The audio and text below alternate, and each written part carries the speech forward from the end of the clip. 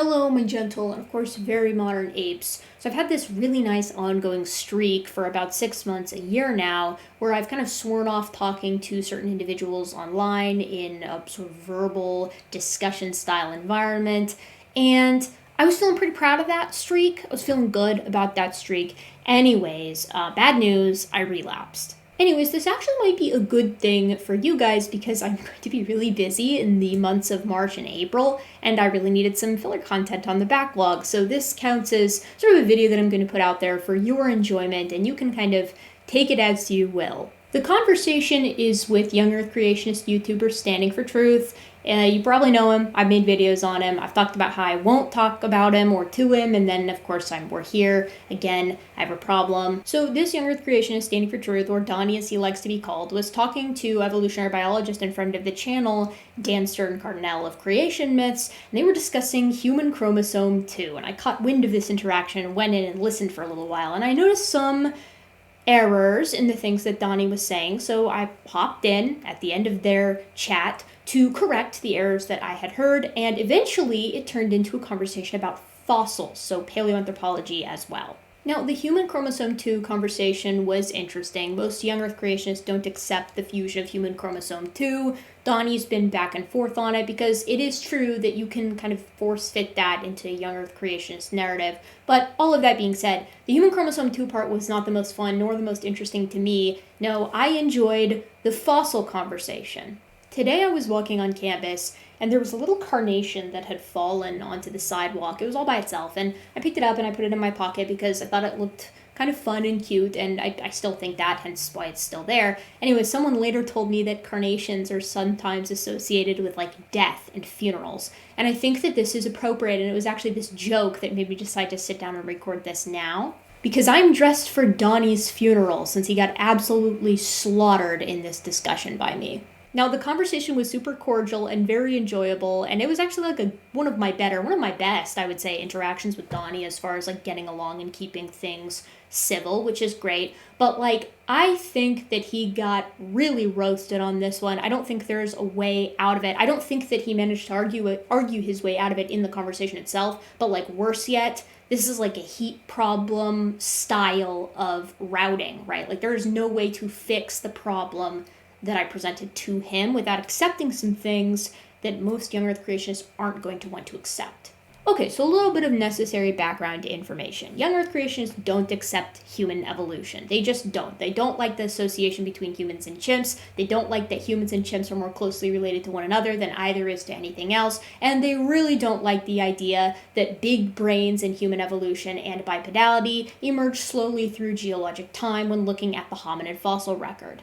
So as a result, young earth creationists like Donnie, and he is relevant, this is his opinion here, would take the position that hominins can be kind of itemized into humans, they're just humans, and just apes. No, that doesn't make any sense because we obviously have hominins that bridge the gap between the more basal apes of the Miocene up into our hominins that are bipedal and have big brains, the brains are getting bigger, etc. And australopiths are a great example of that because they're bipedal, apish looking critters with apish like faces and very small brains, and yet they're walking upright. From the waist down, they look very, very much like a modern human.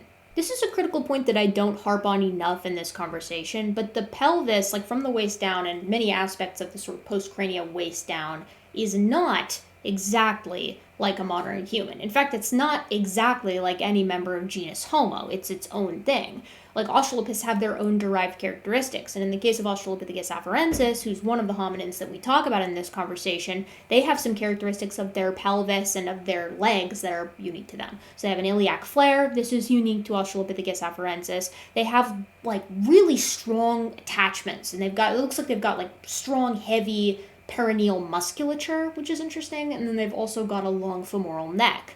Humans don't have any of these characteristics. In fact, members of Homo don't have any of these characteristics. But I digress. Now, young earth creationists like Donnie would take the stance that Australopiths are in the just apes category. Homo habilis, they would probably put in there as well, but I'm not 100% certain. But pretty much Homo erectus and up, they would say those are just humans. As a result, they assess each individual hominin find and they say, okay, this belonged to the ape category and this belonged to the human category. So Donnie takes the stance, for example, that Lucy, Australopithecus afarensis' pelvis, belonged to a pygmy human, and Answers in Genesis would take a sort of similar stance that anything that's kind of looking like it's human, even though it belongs to a more basal hominin, just belongs to humans. It is a human characteristic. Yes, this is very blurry and hard to decipher. No, it is not standardized, but this is just so you know. This is basically a methodology that makes it impossible or very close to impossible. You have to be very lucky with your fossil finds to prove that Australopiths were bipedal to young Earth creationists, because they will just look at something that looks more human than it is like a chimpanzee. For example, every Australopith pelvis ever. And they'll say, well, because it looks more like a human, it belongs to a human. So they just parse everything out. There is no room for anything that's transitional, even if it looks transitional, as in the case of the pelvis of Ardipithecus ramidus. They'll itemize it for, out of necessity. This means that any Australopithecus skeleton that is found, even if it's mostly complete, young Earth creationists like Donnie and like Answers in Genesis, in different ways and sort of with different methods, will look at those remains, and even though there's no genus Homo in the bone bed, in the sort of the site, they'll look at those remains and they'll say, whatever looks more human, even if the skeleton is like a single individual, they say whichever ones look more human, those belong to a human, and whichever one look more apish, those ones belong to an Australopith, which is a part of the ape group. And it's just a mixed bone bed. No, it's not one individual. It's been mixed up. Actually, there were humans and Australopiths living in this region, and that's why it looks like we have a transitional fossil, because it's transitional, but it's made up, basically. So there's a simple, again, but difficult to find solution to this. You would need to find skeletons that are preserved in articulation. They're preserved still intact, still in order, with the bones that would have articulated together, still in contact, still touching in the rocks. That is pretty rare.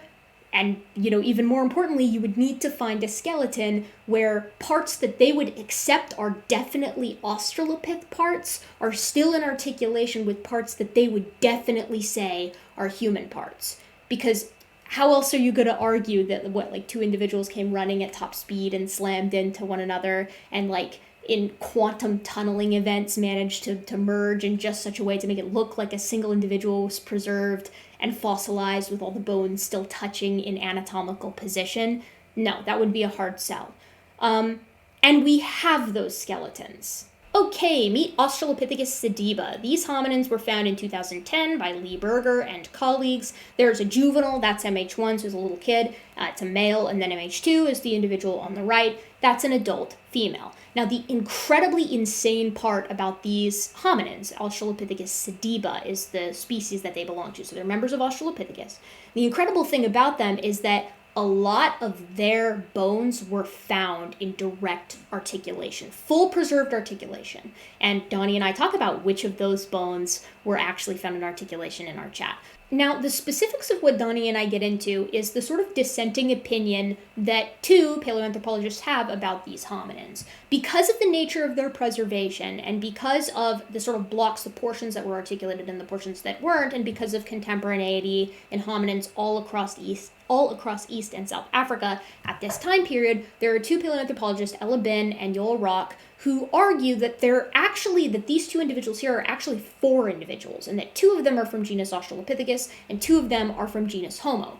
Great news, you might be thinking. If you're a young Earth creationist, you might be thinking, oh my gosh, that's great news. But there's a huge issue that is very, very inconvenient and damning to young Earth creationists and to Donnie, sort of hidden in that argument. And to make matters even worse, Donnie has corresponded directly with Ella Bin, and he reads a portion of their email to me that is pretty rough on him and the hypothesis that he currently has for Australopithecus sediba being a chimeric taxon, as it were. So, full disclosure, there are paleoanthropologists who think that these are a mix of two taxa. The problem is their argument doesn't help young Earth creationists. And I also want it on record, it is not consensus that these represent two taxa. The consensus in paleoanthropology as of right now is that there are two individuals, and yes, they do belong to Australopithecus sediba. So, without further ado, I'm going to play the conversation, and I'm not going to clip in and out like I normally do. I'm just going to let the conversation play as it is, so apologies for the bad audio because I kind of hopped on with my gamer headset I'm gonna let it play out. It's sort of more like a podcast, like because I'm not on camera, so you can listen to it while you're doing other stuff, whatever. And I want to know, was my argument sort of was did I articulate myself properly? Did you understand the gravity of the argument and how problematic it is for young Earth creationism? Because I sort of got the impression that Donnie didn't quite appreciate it the way I felt it should have been appreciated at the end of the conversation. And we are emailing back and forth, so this may change. But that being said, I want to know, did you understand the argument as I was making it? And would you have understood it without this sort of introductory material here? So let's hear it. Let's let it play out. It's long, so put it on while you're doing chores or something like that, or in the background. Let me have the ad money. She's all Erica, mine. You good better. to see you. Good to have you. I Hello, do. standing. It's been a while. It's been a while. Long time no talk. Long time no see. Same thing I said with Dan. And so good to have you. Good to talk to you. I hope you've been well. I have been, yes. I've been stressed out, but I've been well. So if chimpanzee today have a lot of interaction with humans and other different species, but we understand that the fossil record, there's a lot of overlap. I've even watched it wasn't a lecture. I've watched a lot of Lee Berger lectures, but it was a series he was doing. Specifically, the video was on species. Oh, And yeah? he pointed out that, right, I think you commented on a video that I did on it. And he talked about how Australopithecus afarensis may in fact be a chimeric species. And he went over different groups that coexisted at the same time. And so it looks like there may have been, if assuming evolution is true, right? There may have been a lot of interaction back then as well with Australopithecus afarensis and other groups at the time, including Homo. And so if it's more or less unlikely today, why would that be any different in the past, let's say 4 million years ago? Yeah, I mean, I don't know. I don't necessarily think that the fact that all humans today have 46 chromosomes is necessarily like the fact that that might be up to chance. I don't think that's out of the question. And in the same way that it might be up to chance that there's in a population that had a mutation that gave us white sclera, as we're seeing with chimpanzees today, that and then that proliferated through. I guess it's a little bit different because that has an adaptive benefit. But hair color, sure, something like that, or the way that our hair curls or doesn't, right? I just don't like it's just drift, right? It's just the same stuff that's happening today, but in the past. Now, as far as Australopithecus goes, the chimeric thing, right? Like there's a disagreement in paleoanthropology as to whether or not Australopithecus is the lumpers versus splitters thing. Ironically, Berger is taking the splitters position here. I know Lee wants to posit that Homo begins in South Africa, and I would disagree with that. I don't think that there's very much support for Homo's origins being in South Africa, especially with a 2.8 million year old probably Homo habilis, Homo species, but it's probably Homo habilis. In Lamech, I think it's in Lamechli. Yeah, I think it's a difficult case to make. But as far as the chimeric taxa go, right? Like he's a lumper. He's a splitter. Excuse me. He thinks that Australopithecus afarensis should be several different Australopith species. He thinks that you should call some of them. He would accept, for instance, Australopithecus barrel-ghazali or Australopithecus diarmida or Garhi's pretty well accepted, or Australopithecus prometheus, right? So he's splitting them up, and in that way, it could be a chimeric taxon because you'd be having multiple different Australopithecus species potentially cohabiting certain areas. But like, then some species would die out, basically dead lines. You'd have one main branch, as you put it, a root to all of your descendants, your Homo habilis, Homo erectus, Homo sapiens. So would Ella Bean then be also a splitter? Because I know she pointed out with Setiba specifically that they mixed 4 individuals, adult and juvenile Australopith, with an adult and juvenile Homo.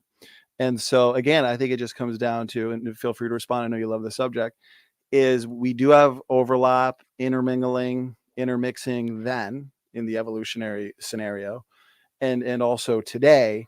And basically my point is, yes, genetic drift is a thing. Drift works slowly, especially in larger populations, but it's all going to be dependent on that interaction that you mentioned at first with chimpanzees today, right? With humans and then your other ape species. But it seems like it may have, it was at least similar back then in the evolutionary scenario, may have even been more complicated, which means it would be even more complicated to fix that fusion, I guess, is my point. Speak to that a bit, Erica. Yeah, I mean, the way that I understand it is that we've got Australopithecus afarensis, which I don't know. I want to be clear. I don't know which hominin this fusion occurred in. I have absolutely no idea. I'm sure there's someone out there who's done some work on it, but I don't tend to focus on the paleogenomics as much. And I don't even know what paleogenomics you would do with this because we don't have an Australopithecus genome. But that being said, like from what we can tell, first of all, yes, absolutely. There are sympatric hominins living all across Africa. And this is not surprising because we have sympatric apes today. Chimpanzees and gorillas live in the same location in some spots. Orangutans and gibbons live in the same spots. Different kinds of gibbons live in the same spot. The Miocene is absolutely covered with apes living sympatrically. So it's not surprising to me that you have things like Australopithecus and Homo being contemporaneous with one another. The problem for creationists is the fact that they become contemporaneous and then like Homo takes hold and is like dominant as far as from there forward, but Homo is never found with anything earlier, right? So But like they well, are.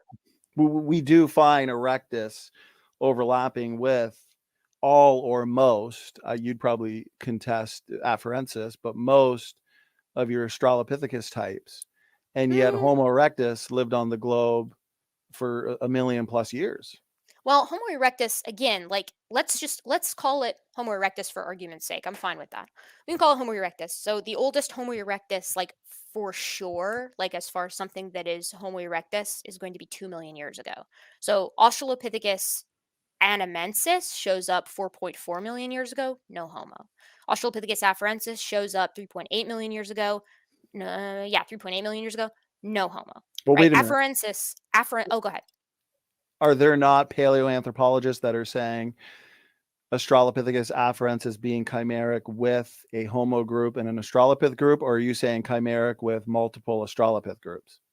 I'm saying that Australopithecus afarensis, the species, like there's no member of genus Homo that overlaps with like Australopithecus anamensis, Ardipithecus ramidus, anything from like, I mean, the oldest Homo material argued is 2.8 million years ago. So So who does Lee Berger argue the chimeric, if it's a chimeric species, therefore being a mix of two different species, are you saying it's a mix of two Australopithecus species yeah, and it not? would, yeah, it would have to be because like I don't know if you know some of these fossils, right? But like the Littlefoot fossil, STW 273, something along those lines. This is a full skeleton, right? Like it's like a full skeleton.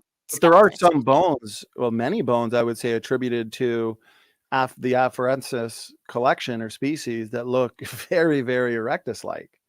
And so if To Australopithecus afarensis? Which ones? well, within afarensis, well, this is going to bring us into a 3-4 hour discussion. I'd say a lot of afarensis looks I very mean, human-like. The pelvis, for example, looks very. oh, okay, okay. I see what you're saying. I see what you're saying. Okay, well, that's going to be a problem for you though, because like if you want to take Ella Bin's perspective that Australopithecus sediba is a mix of Homo and sediba, well, she argues that the vertebra, right, that come from MH2, I believe it's MH2. She argues that those vertebra are Homo, right? That's her argument because she's a vertebrate paleontologist. She argues vertebra, back, focusing on the back and things like that.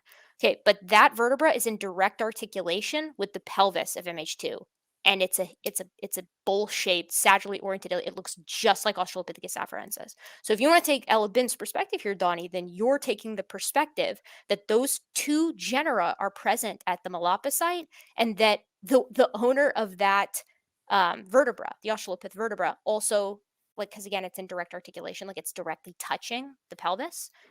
Well, You're agreeing that that's what the Australopith pelvis looks like. well, I'm specifically, and those are good points I'd like to speak to, but specifically with afarensis, I believe it was Carol Ward. You can correct me if I'm wrong. She I've met noted that. Carol. Yeah, I've met Carol.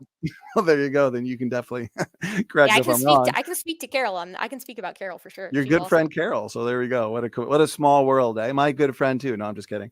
So Yeah, it is a small world, honestly. so Carol noted that the afarensis body plan does closely resemble that of erectus. Oh, absolutely, because Australopithecus Okay. afarensis is already bipedal. Well, Yeah, absolutely. but It's aren't you? already a biped. But if it's very erectus-like, then why isn't it erectus? Well, If because the we body plan is so because erectus-like.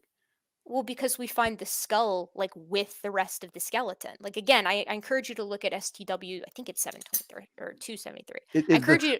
Here, Are you I'll saying just the skull of afarensis that articulates? Is it articulated, disarticulated? here. Is it I'll just share my screen. I think that would okay? be easier so that we can actually look at some of some of this material, so you can see what I'm actually talking about here. Hold on, let me share my screen. And Is it we present? could definitely go down deep on this topic. So for the most part, we should probably save it for another debate. But yeah, I Yeah, am curious. sure. So Okay. share it. So this is, can you guys all see this? Yes. Yes. Yeah. This is the little foot skeleton, right? Right. That's So an interesting one. yeah, this whole thing is in, like, it's found just like this. The in situ It's fossils are mostly available. articulated. Yeah.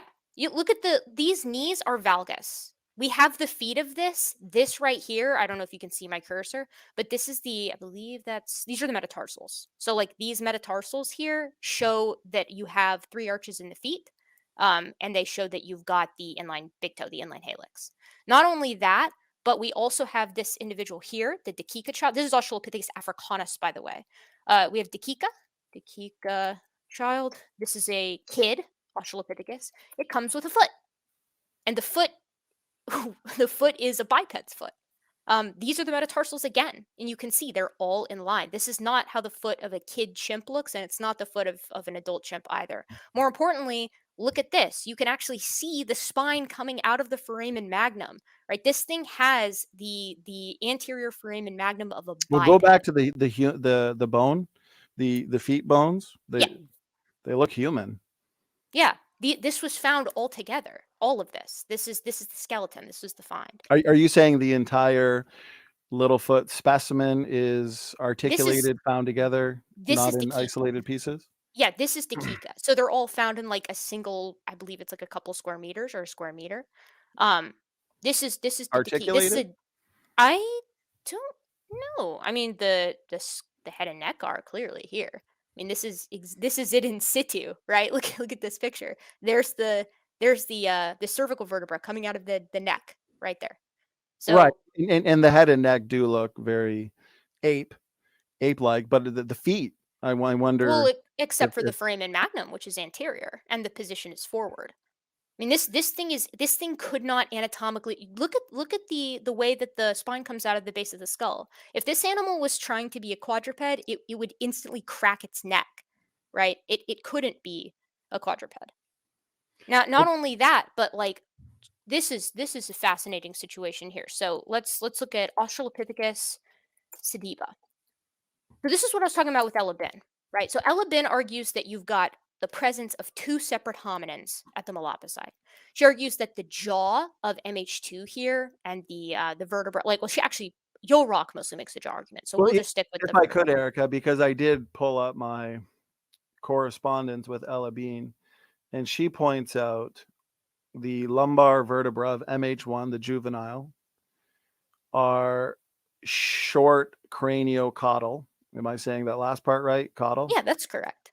Similar to genus Homo. She says the vertebra of MH2, the adult, are long craniocaudal, similar to Australopith. Yep. So pause right there, because here's the punchline. On this picture right here, MH2, you see this pelvis? You see this human pelvis that's in direct articulation and was found in direct articulation with the lumbar vertebra and the sacrum? This is the Australopith individual, MH2, the adult female. So if you're arguing with Ella Bin here, and that's fine. I disagree with Ella Bin, actually, but you're arguing with her.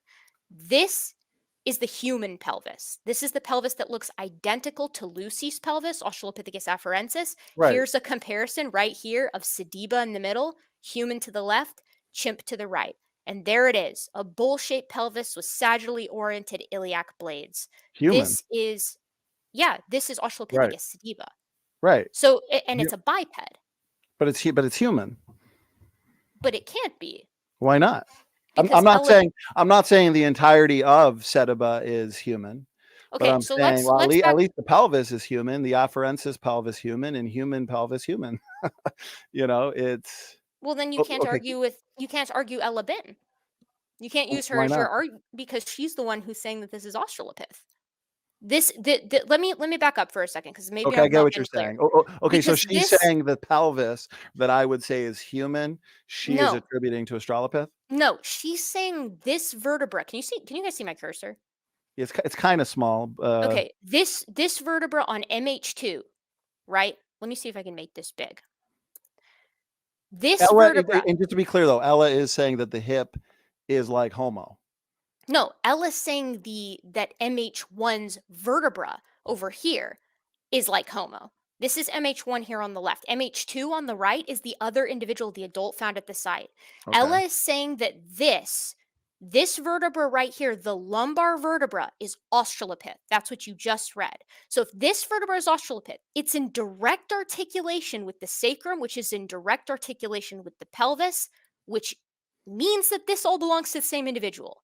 That means that the individual with the Australopith vertebra has a human pelvis. That means either you're arguing that this individual here, it doesn't have the Australopithecus vertebra, in which case the argument falls apart that there's two taxa at the side, or two, this is an Australopithecus vertebra as compared to Homo, and Australopithecus has a human-like pelvis because it's a human pelvis connected to an Australopith vertebra. For her to conclude that, let's say the vertebra is an Australopith, because she does agree that there's overlap coexistence here with Homo and Australopithecus. But do you get? I want to make sure you get. No, what I'm I do saying get here. what you're saying. Yeah, it's articulated, and so if the portion that she's saying that is articulated with the sacrum, which is articulated with the pelvis, has to be this whole complex has to be Australopith, which means the pelvis that young Earth creationists have been saying for decades is either misconstructed or is simply a human pelvis. We're saying that we have distinctly non-human lumbar vertebra in direct articulation with a distinctly human-looking pelvis. This is precisely what we see in Australopithecus afarensis, and indeed Littlefoot, who I just showed, and the Dikika child, and all of the other Australopiths. But very specifically, this pelvis of an Australopith cannot be quadrupedal. Mechanically, it can't be. I would argue, since she said the vertebral segments are both Homo and Australopith, I would say the lumbar vertebra is human, and so is the pelvis. So you disagree with Ella Bin? Well, I would agree with her that what we have is a mix. She's saying but that's she's arguing specifically from the vertebral column because she is a vertebral column hominin researcher. That's specifically what she studies. She's worked on Neanderthals. She's worked on plenty of others. So if anybody knows an Australopithecus vertebra when they see one, it's her, and you've invoked her for the exact same reason. So looking at this MH2 here, she says that this vertebra is Australopith. It articulates with the pelvis, so the pelvis is Australopith, which means Australopithecus sediba was a biped, and given this pelvis is a dead ringer for Lucy's, so is Lucy. Well, from my understanding, okay, so which hip is she saying was more like Homo? You're saying she doesn't talk about the hip at all. She talks about the vertebra in your email, or at least the portion that you just read me. She talks about the vertebra. What she says about the hip, I don't know. I imagine that she's going to say that it's Australopith since she thinks that the vertebra that's directly attached to the pelvic complex is Australopith. Okay, so I'm not the only one that's had private correspondence with her. Others have. I don't know if they want to be on record for it, but their correspondence with Ella Bean, she said that the hip is very Homo-like. So yes, but that's the point, is that all of the hips of all of the Australopiths are very Homo-like. That's been the argument since day one, is that bipedalism evolves first. So's the knee. It's also very Homo-like. Right, but I'm just saying that everything that you're showing me that you are saying is Homo that's articulated, I would say, yes, that's Homo, that's human. Australopithecus afarensis, Lucy's hip, human. Homo-like. I mean, if you just take the Lucy hip and compare it to a chimpanzee hip and an extant human hip, I mean, it looks nearly human-like. I mean, okay, but wait, let me get this straight. Let me make sure I'm understanding this correctly. So you're saying that you agree with Ella Bin that it's a mix of two taxa. You agree that this lumbar vertebra of MH2, which is what you just read me, is Australopithecus. Because that's the argument that she makes. That the lumbar vertebra. Well, Erica, just like you disagree with her on some points, I would disagree, I guess, on that minor point. Sure, both are human. But standing, the whole basis for her argument that there's two taxa at the site is based on the vertebra. So you're basically saying I disagree with her argument, but I agree that there's two taxa at the site. So you act like this is methodologically and well, it's fallacious. I mean, you're not being logically consistent with yourself.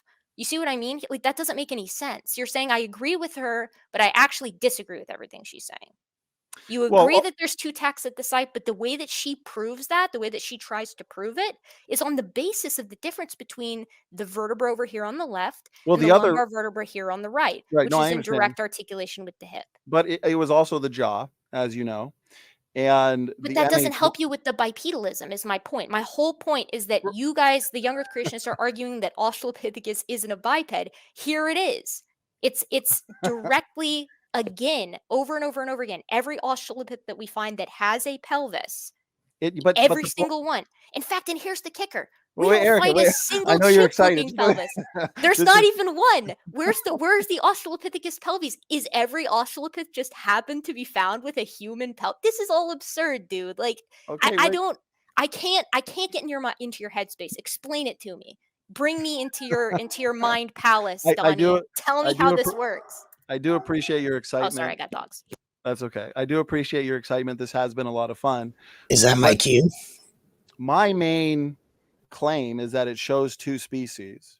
The pelvis and vertebra segment is human, and I'm trying to look at all your points here. The MH1 is in two separate layers. She's said that to me.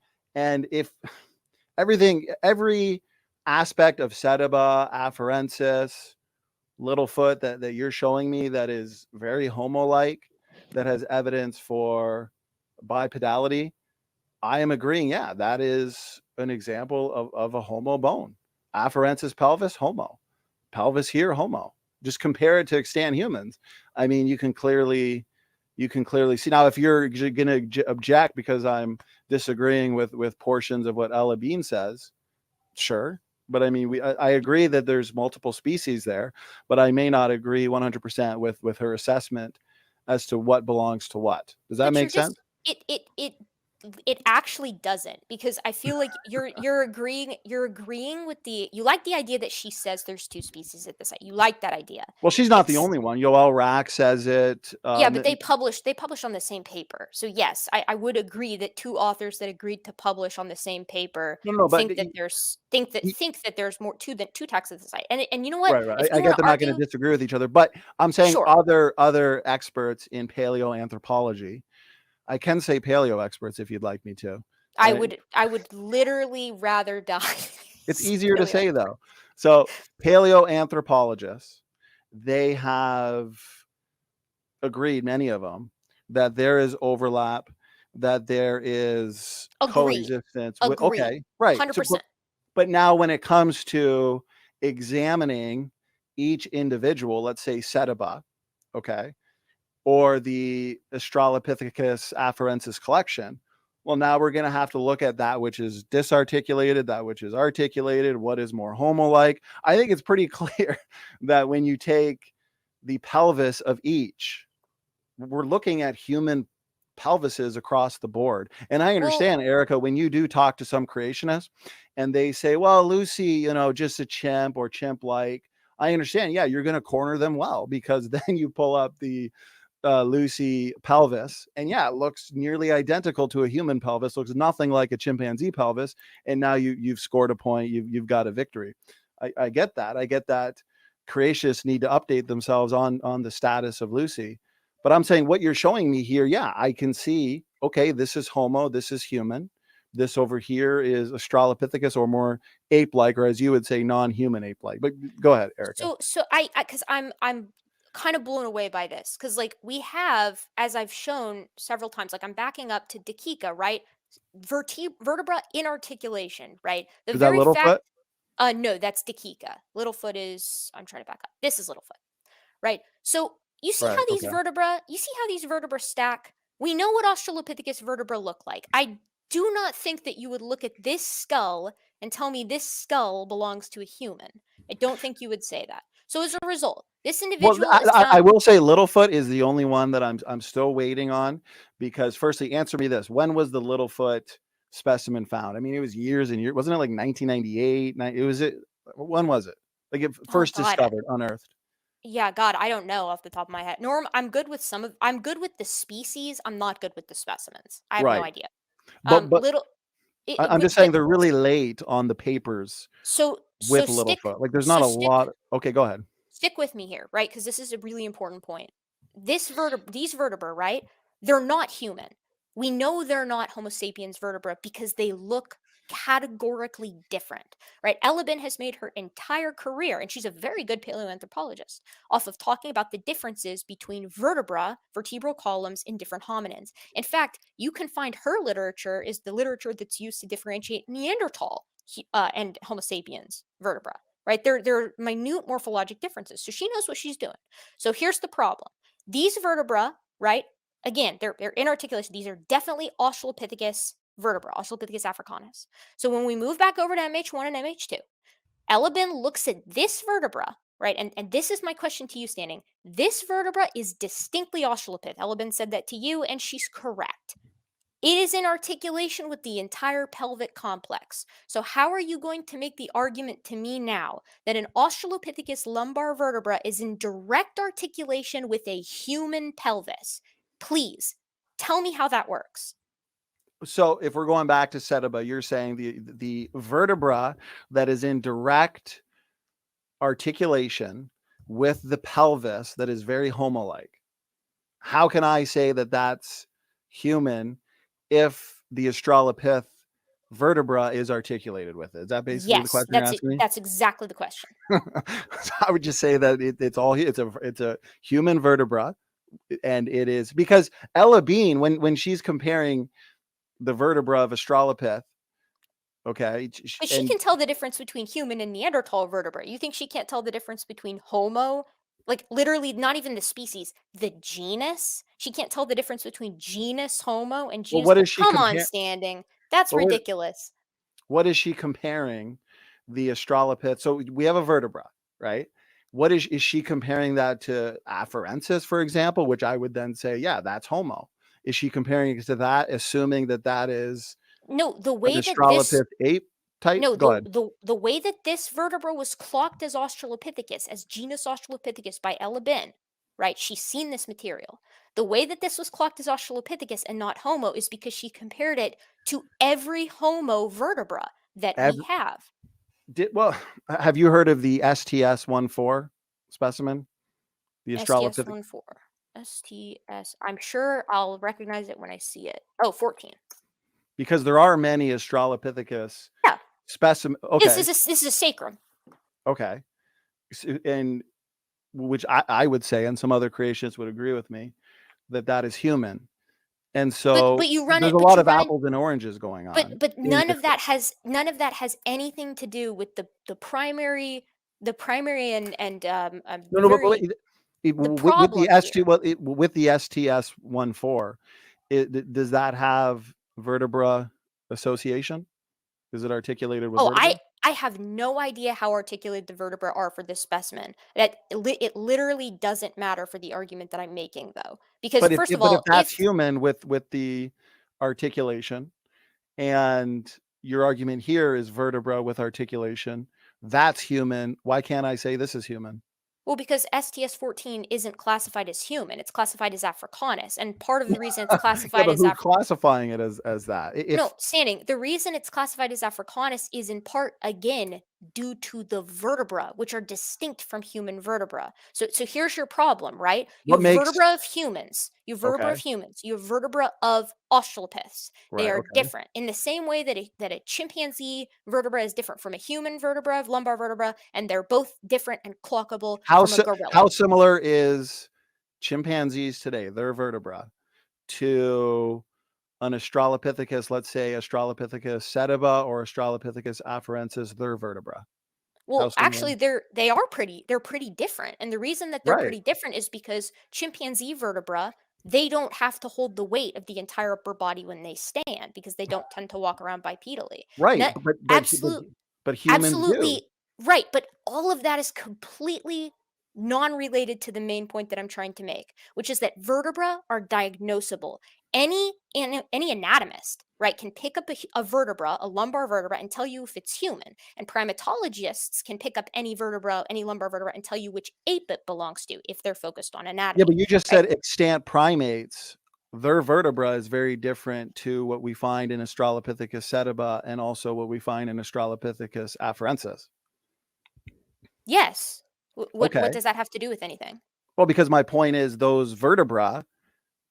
So let me say this: Australopithecus afarensis, the pelvis, that's very homo-like.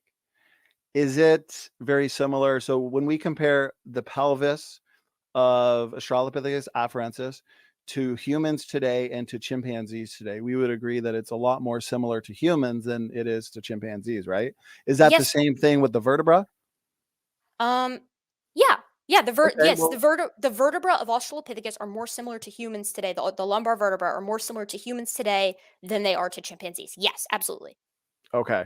Well, then I would say it's the same case that we see with Lucy's pelvis. So then I you're would say that. accepting Lucy's a biped, is what I'm Well, hearing here. I've been arguing that the whole time that Lucy is human. That Lucy is a pig. So Lucy is a pygmy, probably closer to because actually, if you compare Lucy's pelvis, and I believe it, I've got a bunch of. I'd have to look this up. I've been doing some study on it, but Lucy's pelvis to Australopithecus floresiensis, there's actually a pretty good amount of similarity. Well, yeah, because they are both Human. bipeds. Well, they're both pygmy in a sense. They're both small humans. Okay, so you accept all members of Australopithecus were bipedal. That's what I'm hearing. Well, Australopithecus collection, like Australopithecus collection in general, is a mix of what you would say is The non-human the apes s- and the human apes. species the species Australopithecus, like I'm sure Right. you accept that they're like this. Let's just make it really simple. I Is do this believe individual that there were Australopiths, yes, but I okay? don't believe. I believe that they looked more ape-like today, which you would say is a non-human ape, than is portrayed Were they because bipedal? of That's all I want to know. Were they bipedal? no, no. I don't believe that your true Australopiths were bipedal. I think Okay, they were more so here's the problem with that. We have a lot of Australopithecus remains. Some of them are scattered, some of them are in direct articulation, some of right. them are associated. This individual right here, do you think this individual is an Australopith? That's Littlefoot, right? This is Littlefoot, yes. Yeah, that's the one because again, it was unearthed years and years ago, and we're just starting to get decent amount of feedback. I don't think we have enough data yet. I get we can just look at the picture here. That's not the best way to make But what a strong conclusion. what I'm asking you here is assume that this organism just is this. Let me ask you this question actually. It Here's a could be better one. human. It could be human. I don't know because Australopithecus afarensis alone took a lot of study to see that okay, this pelvis and my conclusion on that had a lot to do with people like you, informed, well studied, okay, credentialed on this, talking to a lot of creationists and them saying, oh yeah, Lucy, ape, chimp like, and then you compare the pelvis with humans today, you compare the pelvis with chimpanzees, and it's very similar, as you know, to human pelvis. And So so go ahead. yeah, so here's do you accept that we have vertebral remains of any Australopith ever? Out of all of the thousands of remains of Australopiths and earlier Ardipithecus or Antuganensis, do you think that we have any vertebra from any member of Australopithecus at all? The Australopith apes, non-human apes, of course. Yes. Yeah, Okay. mixed in with it within that collection. Okay. Pause. Here's But, the but, problem. but I want to say this, but still it's tough because if it is an isolated vertebra or if it's a vertebra that is associated with the sacrum and both are human, because how do we know if we're comparing by accident to humans? I think this is the case with Ella Bean oftentimes is we're comparing a vertebra So you that so is you human to you agree that we have vertebra from Australopithecus? I, Somewhat. I would I would say yes, but at the same time, it would still be a tough. It would have to be. You know what? Continue with the argument. We'll see where we go with Okay. it. it makes sense to be apprehensive about this, because if we have even one lumbar vertebra that you would accept this from Australopithecus, Elebin studies vertebral columns. That's how she's so capable at diagnosing them. If you accept a single vertebra as belonging to Australopithecus, then you're in trouble, because that means that an Australopithecus vertebra, as seen here in MH2, articulates perfectly with a human pelvis. That doesn't work. With That just Littlefoot, doesn't work. right? No, with MH2, Australopithecus sediba. Okay. But Like you've on the got screen Littlefoot on right the now. screen. No, this that you see on the screen right now. Wait, actually, I don't know what you can see on the screen. Do you see Uh, like a cartoon kind of, or do you see no, a skeleton? I see a skeleton. Okay, you see a skeleton. Okay, hold on. Because, and as you're doing that, let me point out, earlier we were talking about STS14. That's supposedly two paleoanthropologists, Australopithecus. But guess what? Okay, When you actually look at it and examine it, it's human. hold on. I think I might see why this was being, because I was doing a lot of cursor stuff on hold on, MH1 and MH2. Okay, hominids. I don't know what that was. Okay, So basically, okay, go ahead. so this So vertebra we're in looking this at Setiba cartoon again. here. So this might be where the confusion was coming from, because have you been seeing this picture a lot or not so much? I did see it 20 minutes or so ago, and then you moved on to other pictures. Okay, so this vertebra here on MH2, this Okay. lumbar vertebra is the one that Elebin has clocked as Australopithecus. Right. It's in articulation with this entire pelvic complex that you would say is human. It's all So in human. order, yeah, so in order for you to make that case though, then we need to have no other Australopithecus vertebra, because she can tell that this is an Australopithecus lumbar vertebra because we have others. So your argument would need to be, we have never once found an Australopithecus of the whole genus, Danning, the whole genus. We've never found an Australopithecus vertebra, because that's the only way that you're going to be able to make the argument that this whole complex is human. Because Ella Bin studies exclusively vertebral columns. She didn't assign it a species. She said the vertebra is Australopithecus, the genus, and it's in articulation with the pelvis that you say is human. So that doesn't work unless you're going to take the argument to its terminal conclusion, which is Well, either that Australopithecus can be bipedal, or that we've never found an Australopithecus lumbar vertebra. okay, I understand, but when it comes to the articulation, just so we're not talking past each other, I do have a question. How does the segment, the vertebra segment, fit with the sacrum if there is no longer cartilage between it? Because isn't it going to decay and therefore not physically connect? Is that what you mean by associated versus articulated? And so it's not completely connected, because obviously there's going to be some decay going on, right? Well, in the burial paper site, the reason that a lot of these associations can actually be made as well, like I'm not saying that these two things are like found in close proximity. Like they're found together like this. Two And different layers when it comes to to the skeleton, yes, but that's not your problem. Your problem is just this section that has an Australopithecus vertebra articulating with the pelvic complex of what you would call a are human. we talking like 3 meters of space? Like, what if you're saying it's associated, well, what's the amount of space that these fragments are found in? I mean, in the case of I'll check really fast. In the case of the hand, they're found in it's like a 2 foot by 2 foot block. Like it's nuts. Hold on. Burial. Well, specifically, since we're talking about the hip and the vertebra, how far apart was the hip from the vertebra, and how do you know that it's articulated? Well, one, because we have in situ fossils of a lot of the material for this being articulated, but I'm going to pull up the paper so that we can read directly from it, because I think that would be better. Okay, downloading my paper. Here it is. Construction of the barrel position. Let's see. This is the one that I pulled the clip from, that has the scapula in two pieces, that the two pieces are broken and they fit directly together. If you'll remember that one. Which one is it again? I was distracted by the live chat there real quick. The scapula, remember the paper with the scapula? The scapula is like broken in half, and the two pieces of the scapula fit with one another? Okay. Okay, so here's the state. This is not good for creationists. Here's the. I'm going to share my screen here. Stop sharing. I'm going to share again with this specific.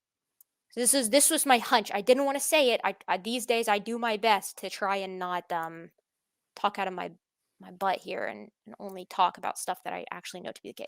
But This is a paper. So let's this make sure paper. we're focusing on the vertebra. Yes, we are. This. Okay, go ahead. Yes, we are. This paper is titled Reconstruction of the Burial Position of Two Hominin Skeletons, Australopithecus sediba from the early Pleistocene Malapa cave site.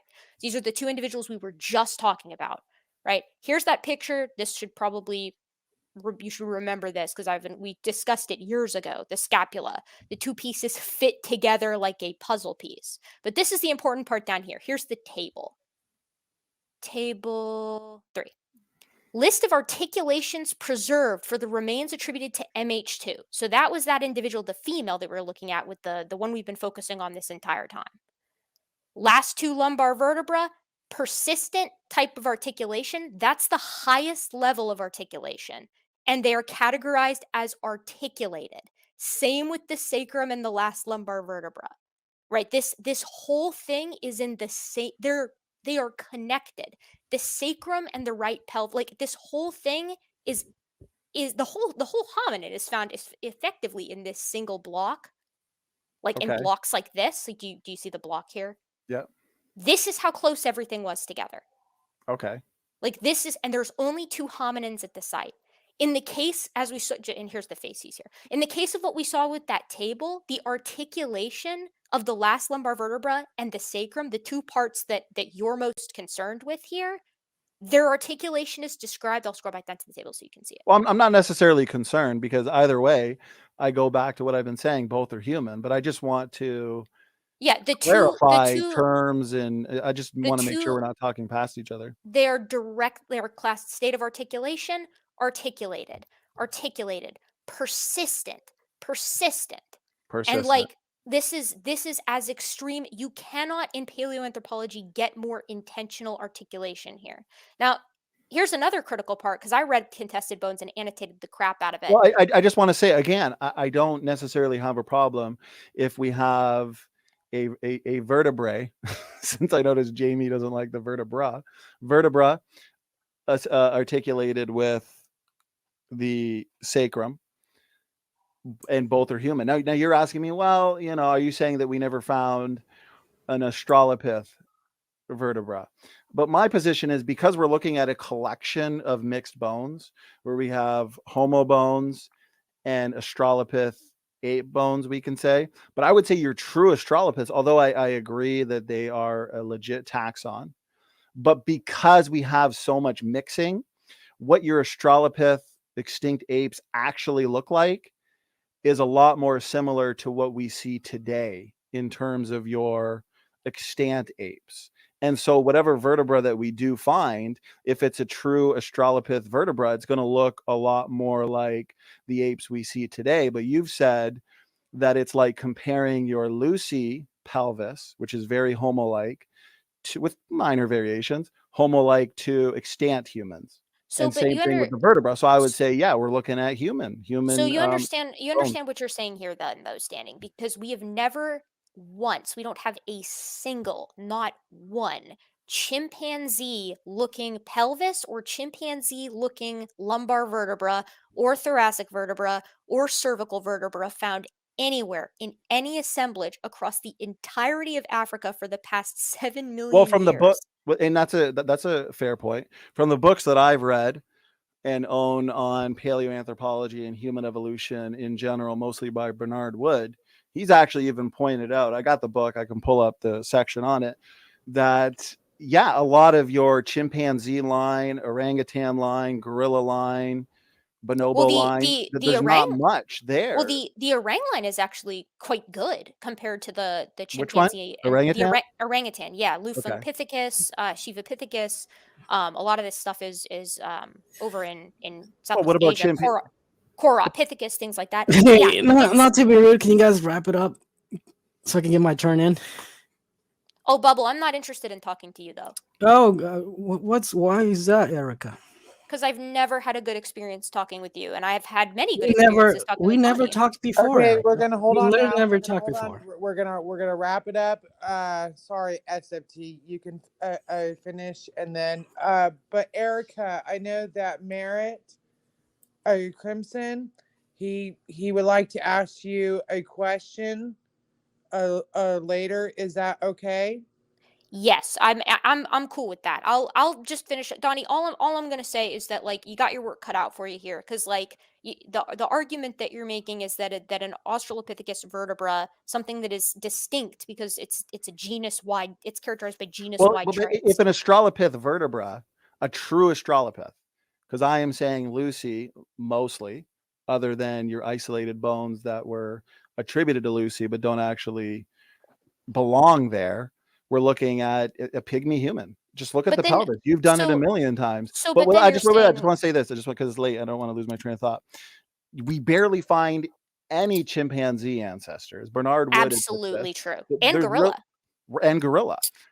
And so where are they? Well, where are their vertebra?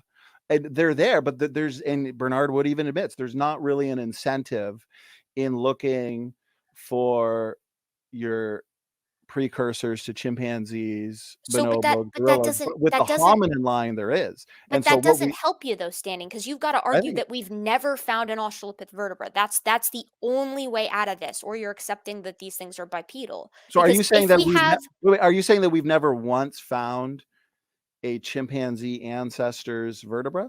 Not even one? not one, because every single one of those guys, every chimp, every gorilla, they're Okay, living so in maybe we the haven't found an Australopith one. I mean, it seems like a double standard. well. We Okay, haven't so found then any chimpanzee ones. then Maybe we haven't wait. found any Australopith ones. I'm so sorry, but then in that case, we're finding oodles and oodles and oodles of skulls and upper limbs and fingers and toes, and just no vertebra, none of them. Like But that's the argument yeah, but you're making it sound like yeah, that but you don't. That's the argument you said that you don't make. The yeah, but you're whole making it running, sound like it's apples and oranges. How many Can you guys specimens wrap it are up? there? How it's many specimens are thousands. there of It's vertebra? thousands of miles of land here. We're talking about sites in Kenya, Ethiopia, Tanzania, Chad, South Africa, Right, but all how many across these vertebra sites specimens have been found? of all Australopiths.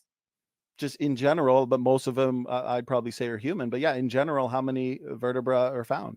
Probably over 50. That's not really that many. How many teeth are found?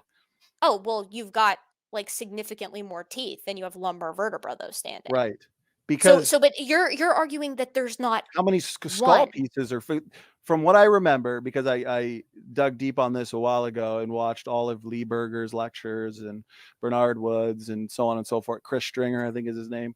And so Lee Berger was pointing out that the great majority of the bones that we find, I believe, is pieces of skull, teeth. Yeah, it's across all of paleontology, period. It's teeth, it's shells. The reason is because they're both made of, in the case of teeth, you've got enamel, which preserves better than any other biological material in the body. But like Well, this is nuts though, right? Like you're arguing that we've never found an Australopith vertebra because if we had, Ella Bin would be able to clock the vertebra that's associated in direct articulation with the pelvis as being right. an Australopith, and you'd have to accept that they're bipedal. So But that's Ella all I'm Bean doesn't asking. agree. Wait, but Ella Bean, and let me just say this, so there's no because I did enjoy this conversation. I'd be willing to have more because it's an important topic, and I've had a blast. I thought this was very fun. me too. I wasn't expecting it tonight, but it turned out to be fun. And so all I'm saying, to not confuse any, I'm just saying that if the hip is human, like with Australopithecus afferent, with Lucy, I should say, and if it articulates with the vertebra, then the vertebra and the hip are both human. But Ella Bean, although she agrees there is multiple species there, she wouldn't agree that Lucy, Australopithecus afarensis, or Lucy specifically, the pelvis, is human. And so obviously there is going to be some misclassifications going on there. But Erica, in order to make that case, and I'll be abundantly clear as well, like it straight up, there's no way around it. The only way to make that case is to say that we have no Australopith pelvis, in your opinion, and no Australopith lumbar vertebra, in your opinion, to compare to MH1? Because if we could do that, then Elebin is capable of clocking it within the genus. Well, So I that's would got to put, be the argument. But we do, and this is the critical part, we might not, in your opinion, right? We would not have the no, no, lumbar wait, wait, vertebra. wait, We but I don't think have you're the missing. pelvis. Hold on, Wait, last wait. point here, Okay, Stanley. go ahead, Last point. In your opinion, we wouldn't have access to any of the lumbar vertebra or the pelvis, but we would have innumerable skulls and teeth. And yes, the teeth of Australopithecus are incredibly easy to diagnose. I work with one of the foremost experts in the world on Australopithecus teeth. They're easy And to you tell know apart from Carol, humans. and you know Carol. Well, So Carol and I do know Carol. Carol knows my advisor. They're very good friends, and they've worked I in the want field many you to times. mail me an autograph, Erica. You're a big I fan. But I do. Carol is I know Carol because my advisor knows Carol. I don't know Carol because I've gotten to work with Carol, but I have met her several times, and Well, I she know likes this me. paleoanthropologist named Erica, Well, and although ask me when I publish my seminal work on the sexual dimorphism of Miocene apes. That'll be in 2 years, so you can ask me then. But yeah, well, like I would just say this, Erica, before I forget, is there's only one from my position, my starting point. There's only one bipedal vertebra, and it's human. And why we don't find any true bipedal Australopith vertebra in hips is because there are but no man, Donnie, bipedal I know true Australopiths. you're a smart guy, man. You know that circular reasoning. You're a good arguer. You know that doesn't work. Why can't you just say they're bipedal and be done with it? Like, I don't understand that. But Just if it's have them not be human, have them be a different group, and have them be bipedal. I don't get it. Because but like aren't you can't- looking to you can't aren't you do looking that. to the pelvis, for example, of Lucy? sorry, I didn't Well, hear all of that, Donnie, because Bubble was talking. Say, could you please repeat that? No, I thought you and Bubble were best buds. No, Bubble And drives so- me crazy. Sorry, Bubble. We haven't even interacted before. I don't know what you're talking about, Erica. Bubble, we Bubble, I'm have. sorry that this conversation One bored you time to in your comment section, and I was only asking why didn't you include the link I provided, and that was all. Oh, Bubble, So I don't scan any of my YouTube comments. If any, and that's well, you did that's reply to it. You did reply to it, I don't and remember that's doing that. that's the only interaction we ever had. Maybe I'm just thinking about how. Maybe I'm just thinking. No, we've interacted more than Bubble. We used to interact Nope. on John Maddox's channel. Yes, absolutely. No, we did not.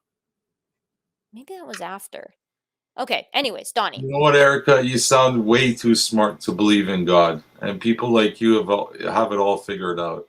I absolutely don't have it all figured out. That's So Why would you believe in God if you're so smart? Okay, we're not gonna get sidetracked. We're gonna let. Well, wait, I let just him- wanted to make a concluding Okay. point, because Erica, you said, why don't you just conclude that they're bipedal? Well, I would if the aspects of these specimens that you would point to as being good reason to believe they were bipedal were not actually human, then yeah, that would be the case. But if you're going to look to, for example, the pelvis of Lucy, which is just clearly human, so you can't really say that that's a bipedal Australopith ape. If you're looking to portions of Setiba that I would say are human, therefore not a bipedal Australopith ape, then how can I, if I'm going to be consistent, how could I conclude that they're bipedal if it's a collection of Homo and Australopith bones? Go ahead. So here's the thing, though. It's not just that. It's Right, I know. every Australopith skull we have has an anterior foramen magnum. Now, I understand that this is something that I can't seem to get a straight answer from the folks at Answers in Genesis on, because they never talk about it. But anterior foramen magnum with a forward position, which is the condition that all Australopiths, not some of them, not some of the skulls. Isn't there a lot of reconstruction in those cases? That's where we can So there can be, Donnie, except in the cases where the full skull is completely preserved, which we do have several cases of. So in those cases, there is no getting around it. Like, you can maybe make if you want to argue that the reconstruction of, like, Sahelanthropus jinensis is bad, there are a legitimate paleoanthropologists who argue with that, sure. But in the case of Australopithecus, the genus, absolutely not. We have so many skulls in this thing. Wasn't Donnie, there can we wrap it up? well, I just want to ask this question. Wasn't there a paleoanthropologist, Terry Harrison, that said what you just said is not actually diagnostic of? No, Terry Harrison studies Ardipithecus, I think. Yeah, it was. Terry Harrison is a Miocene ape guy. I've read probably everything that guy's ever put out because that's the subject of my dissertation. Him, Peter Andrews, all of those guys. Terry Harrison argues that the position is not alone diagnosable for bipedalism. I would agree. Okay. Gibbons have an upright posture, but you know what Right. is? You know what What? definitively is?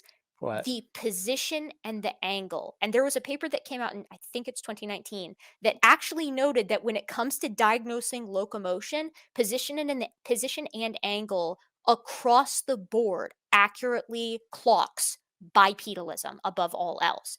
Every single Australopith has the condition But for how can this is not up for but debate. Erica, this goes back to the vertebra. How can you know the angle without the vertebra, like we see with Ardipithecus? No, the angle of the hole at the base of the skull. That's what the foramen magnum is. It's just the hole at the base of the skull.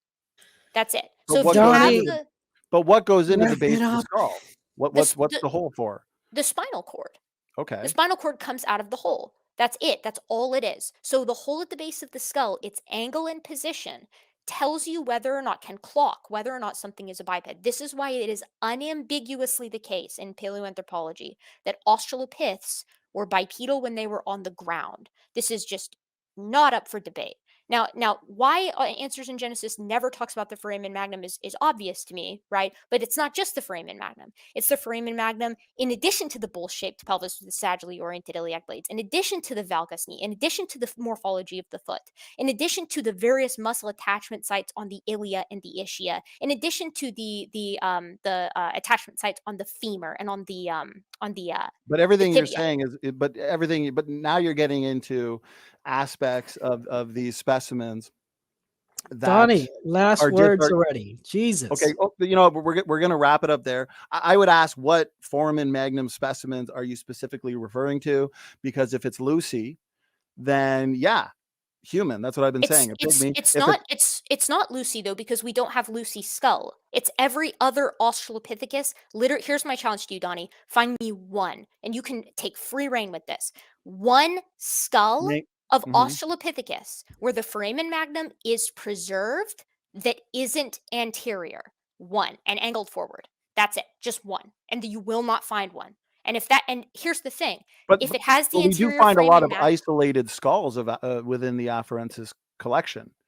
Absolutely. Yeah, but that doesn't matter because the foramen magnum is the hole at the base of the skull. It's a part of the basicranium. So you can't find a complete skull and not have the foramen magnum. They're the same thing. So as a result, if you have the skull, which I know that the primary way that you would clock an Australopith is its face and its skull and its brain case size. So if you find me one skull that you agree is an Australopithecus and it doesn't have a foramen magnum, I will be blown away because you'll have had to find a new fossil. Okay, well, if we do have a follow-up conversation, I would just like to see the specific examples. We'll look at it kind of like we looked at Setiba, like we looked at Donnie, other it would examples. be my pleasure to walk you through with my models, or to go on to africanfossils.com where they've got the 3D STL files with the scans. We can go through any example you want of Australopithecus skulls. We could talk all day long about how there is nothing about any Australopithecus. Okay, let's say this as we wrap it up, just to give me something to look at. Okay, enough, guys. Get Which a room one could already, all this is right? gonna be the last this is gonna be the last question, then Cut we're the gonna be done. crap, enough. Which already. one could Yumi, you enough. Which one could you point to that, okay, we'll end the discussion, I'll look it up, and I can make a conclusion? Like if you could name just one, because you said all of them, but if you could just name one, and then I will, if it's not at the top of your head, that's fine. Email me it, message me it, something like that. Okay, so I think that's a pretty straightforward problem for young Earth creationism. They have to accept that Australopithecus is bipedal because we have diagnosable lumbar vertebra from Australopithecus in direct articulation and found in direct articulation in the rocks with a very homo-looking pelvis. Now, like all Australopith pelvises, I guess I should say, are sort of homo-looking because they're bipedal. Bipedalism evolves before big brains. But if you're a young Earth creationist, this is a really big problem. And delightfully enough, we're almost to this exact chapter, the Australopithecus sediba chapter in the Young Earth Creationist book that we've been going through, Contested Bones, which is written by Christopher Roop, the guy that Donnie name dropped a few times in this conversation. So that's going to be fun. I'm excited for it. And I'm also working on a very big transitional species video, like for the hominins explicitly. It's like a big sized bus, so we'll get there when we get there. But I hope you enjoyed this chat, and in the meantime, please consider commenting, and subscribing. And also, if you like what I do, I have a Patreon and a PayPal, so you can check that out. It really means a lot to me because I have a mortgage to pay, and I am a graduate student. And my gentle, of course, very modern apes, I will see you in the next one.